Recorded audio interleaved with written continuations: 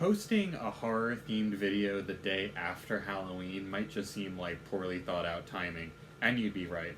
But today is still appropriate because we're just 1 week away now from the film adaptation of Stephen King's Dr. Sleep.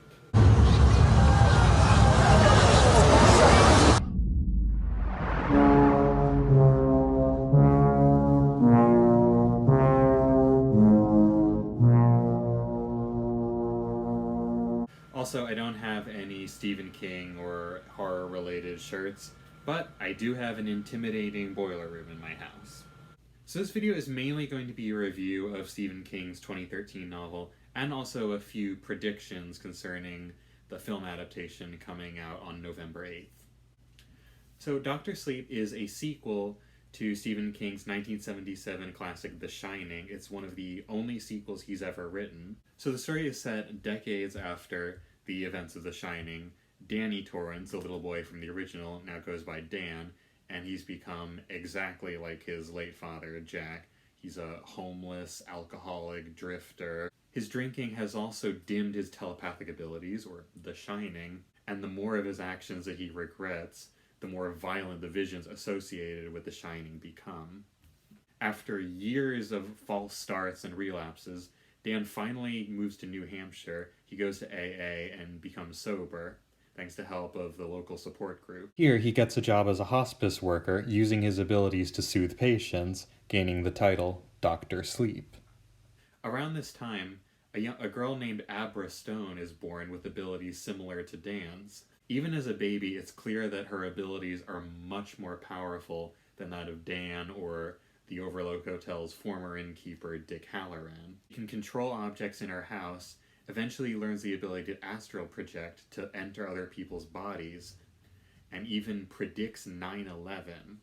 At the same time as that, a cult of people called the True Knot, with abilities similar to Abra's and Dan, have been traveling all over the United States for centuries, harvesting telepathic energy from people with The Shining, particularly children, by killing them, as this rejuvenates them, and they see it as their key to eternal life. As Abra grows up, she grows more powerful and attracts the attention of the True Knot's leader, Rose the Hat, who sets out to kill her.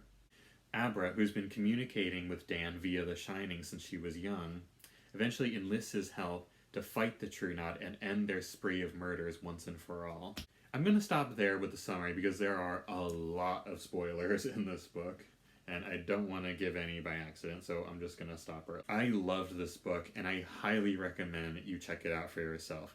Whether you're a Stephen King fan, a horror fan, you want to get into Stephen King, or even if you don't like Stephen King, just give it a chance. But read The Shining first. Even if you've only seen the movie, and I'll talk about that later, I do recommend that you have at least a passing knowledge of the original story before you get into this. Which brings me to, does it compare to The Shining? Or how does it compare, rather? Well, I wouldn't say it's as good as The Shining, but it's also a completely different beast of a story. So I judge this sort of as both a sequel, but also as a standalone story in its own right. That sounded confusing, but bear with me. For a story about ghosts, the original Shining was mostly a psychological horror story, as we watch Jack's mind slowly eaten away by his guilt, his alcoholism, and the ghosts that want to control him. While I think Dr. Sleep has more supernatural elements, the horror is arguably more grounded.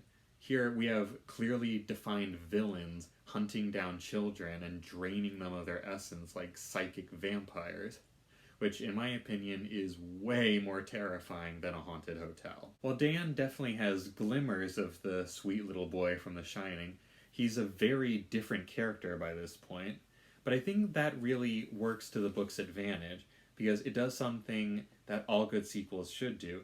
It builds on his characters and mythology and expands them to create something new while still reminding the readers of what they loved about the first one. So yeah, while The First Shining remains my favorite Stephen King novel, albeit I haven't read that many, I do highly recommend Dr. Sleep.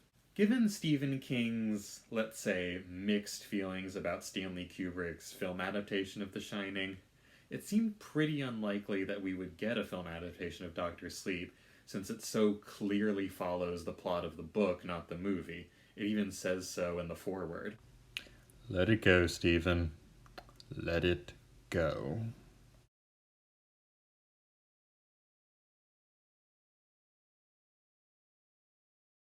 Here's my cat. Do you like Stephen King? Say hi to the people. But after the success of It in 2017, Warner Brothers fast-tracked a film adaptation of Dr. Sleep with Haunting of Hill House showrunner Mike Flanagan as its director. A little while later, Ewan McGregor was announced as the role of Dan, and Rebecca Ferguson had been cast as Rose the Hat, both pitch-perfect casting in my opinion. So I'm going to take the last few minutes of this video to discuss some of my own predictions regarding how they'll handle the movie. And if you're wondering, there will be a vlog review of the movie, once it comes out. And then the first trailer dropped. And it's amazing. Aside from having scenes that look like they're taken almost verbatim from the book, and being pretty much everything a diehard Stephen King fan, or even just a casual recent Stephen King fan like me could ask for, it also answered a burning question many fans had leading up to the movie. And that is, will this movie be a sequel to the Kubrick version or the Stephen King version? And the answer is, surprisingly, both. To paraphrase director Mike Flanagan, it will be an adaptation of Stephen King's 2013 novel, but it will exist in the same cinematic universe as Stanley Kubrick's 1980 movie. This also confirmed that Kubrick's versions of Wendy Torrance, originally played by Shelley Duvall, and Dick Halloran, originally played by Scatman Crothers, would be appearing in Dr. Sleep. And the actors recast in the roles do bear a pretty striking resemblance to their 1980 counterparts, though I wouldn't be too shocked if they used CGI touch-ups. Jack Torrance, originally played by Jack Nicholson, also briefly appears in Dr. Sleep as a ghost, which makes me think that if they're going to keep that scene from the book without giving too much away, I gotta assume there'll be some kind of digital face stitching like they did in Rogue One, but hopefully better. Again, without giving too much away, Kaylee Curran's casting as Abra made me wonder if they were going to keep a vital plot thread from the book, but after seeing who plays Abra's mother, I think it's pretty clear they're going to keep this. I know that's like infuriatingly vague, but just you'll see what I mean. Early reviews of it have also praised Curran's performance, which is a big relief to me because we spend a lot of time with Abra in the book, and having a bad child actor can really ruin a movie. Also like how it seems that they retrofitted the plot of the Shining movie, which, again, without giving too much away, is very different from the original Shining book to accommodate the plot of Dr. Sleep. And even though I haven't seen it yet, it looks like, I hope it'll work really well. So yeah, I'm very excited for Dr. Sleep, and I highly recommend you check out the book as well. It's quite a long book, but if you're a fast reader, you can probably get it done before the movie comes out.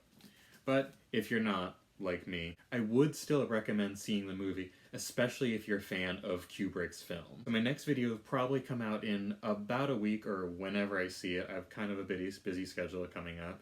By the way, I am still working on the readathon. I'm probably not going to get to 100 books by the end of 2019, but I am going to continue it until I get to 100, so little mini announcement in the middle of everything there. I'll film just a brief, unscripted vlog about my thoughts on the movie, whether I recommend seeing it, so just look forward to that, and a happy belated Halloween to everyone.